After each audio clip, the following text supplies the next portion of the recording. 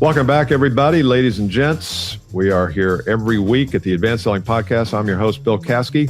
I'm Bryan Neal over here. This is the longest running sales training podcast history, and we are celebrating our 20th year in biz. We are going to officially be celebrating during the month of September. And if you have a story about how you started listening to the podcast, what it's done for you, what you're still craving but haven't heard in 20 years, let us know at listener@advancedsellingpodcast.com. You can even send us an audio. You can send us a video, but since this is primarily an audio podcast, record an audio on your phone and send it in to us. We'd love to hear from you. Just email it to listener@advancedsellingpodcast.com. It doesn't have to be like 40 minutes. 30 seconds. Just take your voice memo out and say, hey, Bill, hey, Bryan, what's up? It's me. And say your name. Hey, I've been listening to you guys. Appreciate the great work. Or I love this or love that. And then email it to listener@advancedsellingpodcast.com. Just do that today. And that automatically registers you for an event that we're doing in September that's a coaching event. And we're going to do, just Bryan and I are going to coach anybody who has registered. And anybody. 20th extravaganza, 20th year extravaganza for the podcast. That's a score, Bill. Am I right there? It's a score? It's a score. Score some tickets? No, score. That's like a 4-7 years ago. Oh, 87, score. Right? Score. I'm going back, Yeah. Old English. Old English.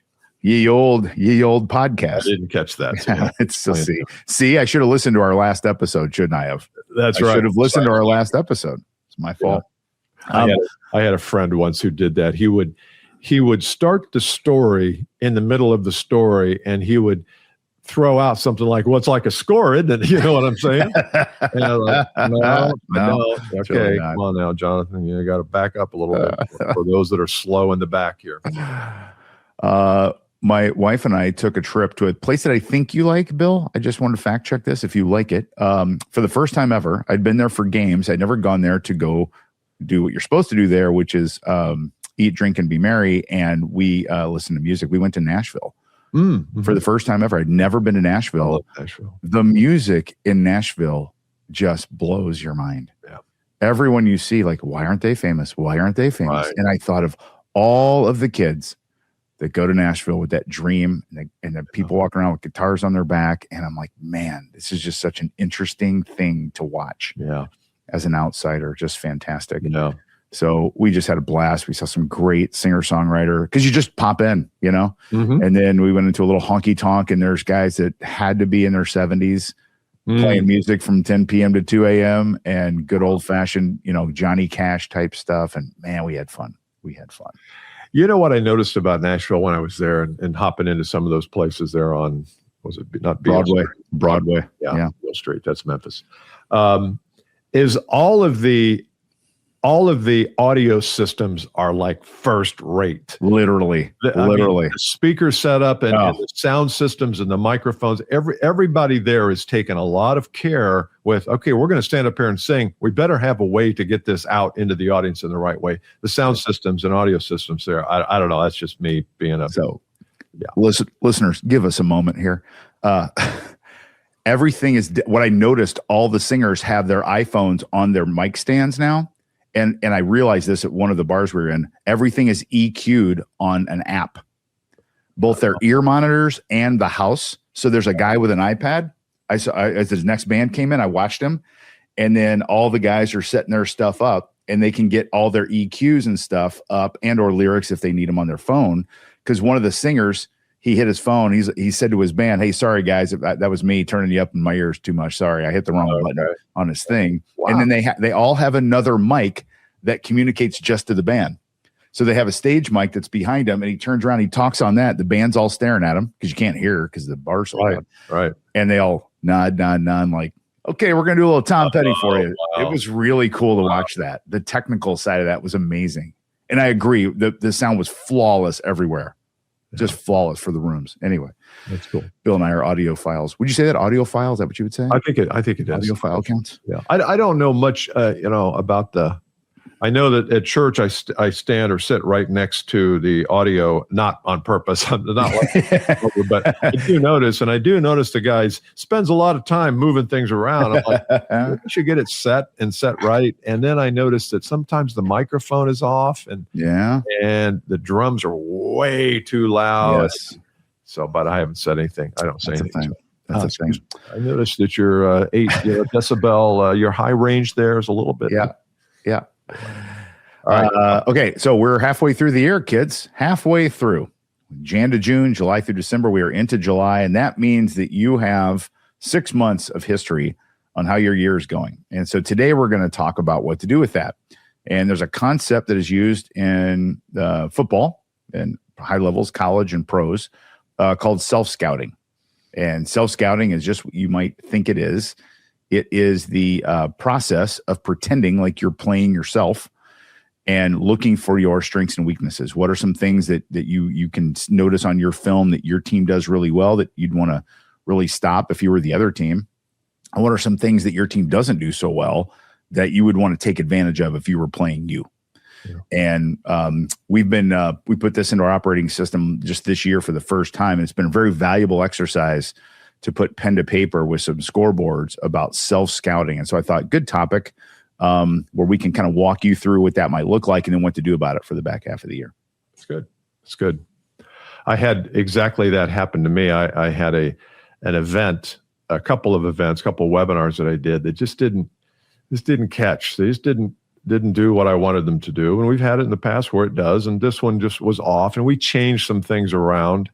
And I was telling one of my coaches about it. And he said, well, have you done it? If somebody came to you, if your client came to you and said, this is what's happened, this is what I did, you would give them advice. Just take yourself out of it and give yourself advice. And even I know we all know to do that, but sometimes it's the actual intentional removal of yourself from it and say, if somebody came to me with this problem, what would I tell them? Oh, I'd tell them first off, the opening 2 minutes was a total waste of time. Or I'd say, your call to action was very vague. It wasn't sharp. It wasn't strong. And when you do that to yourself, it's amazing what you'll come up with if you're willing to be rigorously honest with yourself. That's brilliant. Self-scout. And that is I think to start this exercise, the overarching theme here is exactly what you just said, Bill. Rigorously honest with yourself, kimono open, no hiding, no shame, no anything. Yeah. You got to be very real. And you all I did that. I had a cold that day. Here's why I went 17 minutes on the opening is because my printer didn't work, and I had the right hand. Yeah, that'll work. That'll make things different the back half of the year. And self-scouting, if you listen to my opening, doesn't just mean what's bad. It means what's good too. When you look and go, man, I'm really good. I did a really good job first half of the year with filling the top of the funnel. My prospecting was consistent. I was connected and introduced by clients. That worked really, really well. I want to pile on that second half. Yeah. So I stopped doing it. You know what? Yeah, it was working. And now that I think about it, I stopped doing what I was doing in the first quarter. Man. And now my funnel's not where it should be. So it's no shame. We're not judging ourselves. We're just inspecting ourselves. Boy, that's really good. That what you just said, because if I watch people work, which you and I do for a living, and or ourselves, that is a silent killer.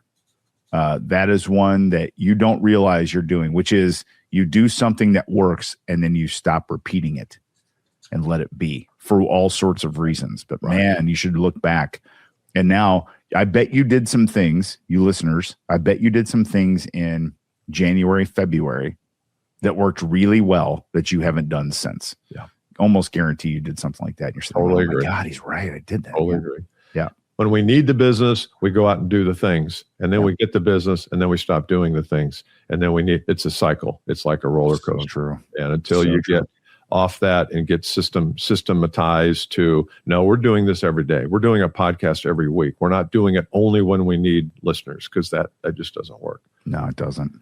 So do you want to go through some tips on how to do this? Yeah, I'll give a generic tip first to structure these things. And so we have this, it's more tied to our operating system, and I stole this idea. We came up with 20 elements to score ourselves on, from 5 being the best to 1 being the worst, which comes out to a nice, neat, and tidy 100 possible points. Mm-hmm. Mm-hmm. And it might be tough for you to come up with 20 elements. Do your best, though, and just think about mechanical things. So you think about mindset, maybe come up with 3 or 4 mindset things. Then you come up with prospecting, top of funnel stuff, then LinkedIn usage, then social media usage or link, that sort of thing. And then think about clarity of your calendar. Think about navigating a complex process. And did I get all the buyers in the room? Think about pricing discussions. Think about closing. You come up with those big categories, 2 or 3 questions each. There's 20. There's 20 there. Yeah. And then it's 1 to 5. Yeah. That's fascinating because we literally did not talk about We did not talk about this. I just came up with the 20 focal points of mastering sales. There it is. Which were 20 points. They're categorized 4 areas, 5 questions, 5 per area. And we're actually working with AI to see if we can create some kind of a little bit more of a systematic assessment. But 20. Now I didn't assign 5 points to it like you went all the way to the math part, but 20 is not that hard to come up with. It could be your how you open meetings. It could be something very tactical, or it could be how you report to your manager, how you use your manager for coaching. So there's hundreds of things. Just find the first 20 that come to mind, and you can always substitute later on. But I like that. It's great. The score gives you a good old-fashioned American grading system then. Yeah. And first half of the year, you got an 87, B+. Not bad, could be better. Good. And you'll see it's so obvious when you do this. You go through and you circle the 3s and the 2s. There's your growth. And then you circle the 5s. That's what you pile on. Yeah. It's not that hard. And don't get too hung up and, do I want to leverage the 4s or do I want to improve the 2s? Just your mind will do the right thing, but you have to show it something. And that's what you're doing here is you're showing these are the 20 things. Here's where I rate. You know what? This 2, it doesn't really matter. This 4 here, I could get this if I got this to a 5, I double my income. So you can do. But once you have the map, you can decide where you want to go on it. I've got one that I think happens a lot, and and that is the procrastination.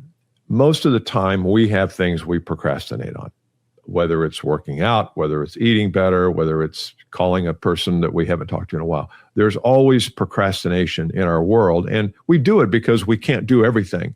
But I would suggest that as you look back to over the last 6 months, what did you procrastinate on? What did you say, I'll get to this someday, and go back and you can make a list, but you probably know just off the top of your head because there's a story there somewhere.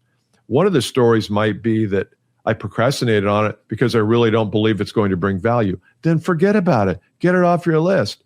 But if you're procrastinating about something because you don't know how to do the thing, or you haven't blocked out time to do the thing, or maybe you're afraid to do, it's the right thing to do, but you're kind of on edge about it.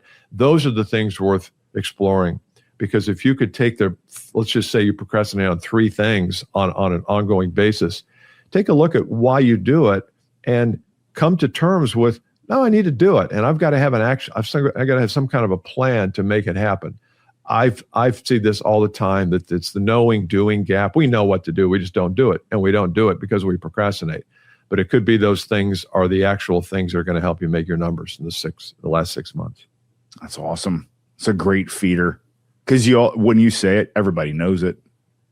You know what I mean? As soon as you say, what did you procrastinate the first 6 months? You knew you should have done. You just haven't done yet. You got me. Didn't get you. That's not the point. But point is, I got you. I got you, Bryan. I know. I got you. I got this. Me too. Let's see. The other thing I'll say about the back half of the year, and I think it's important as you do this self-scouting, maybe you grid out some scores, get a couple areas to pile on, 4s and 5s, get a couple development areas that you really want to commit to. Do what Bill's saying, commit to some action with a accountability partner or a small group of people that want to, not procrastinate anymore.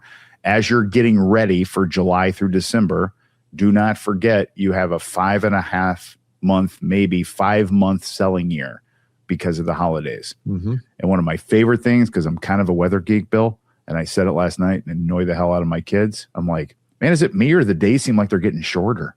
Because we're past the summer vernal equinox, and they are getting shorter. And I tell everyone, I said, you think you got all year left. You think you got mountains of time forever to make your number.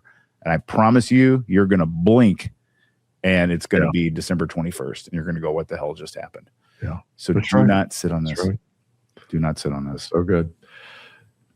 That's all I got. Me too. You're That's a good? good one. Yeah. See how self-scouting, Yep. get 20 things, put 5, get a number, circle a couple things, get an accountability group, take action on the things, and plan for a 5-month back half of the year. You'll be in good shape. willing. Just be willing to take action. Just the willingness to take action can only happen though once you have this inventory, whatever you want to call it, of these 20 things. Or you don't have to do 20, but since Bryan did 20, I did 20. Do 20. Seems like a theme, doesn't it? Yeah.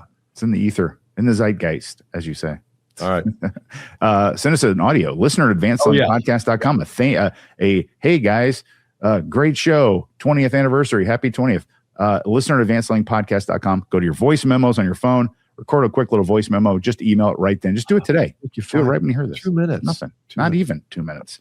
And then that'll get you a ticket to our 20th anniversary extravaganza in September. Yeah, we need to set that day because I'm out for 10 days, and I guess we should talk about this off. I'm out for 10 days. That's great. Going to a rehab. Rehab. Oh, I said it. No. Oops. Going to a vacation out west. We're doing the Utah Yosemite thing. Oh, fun.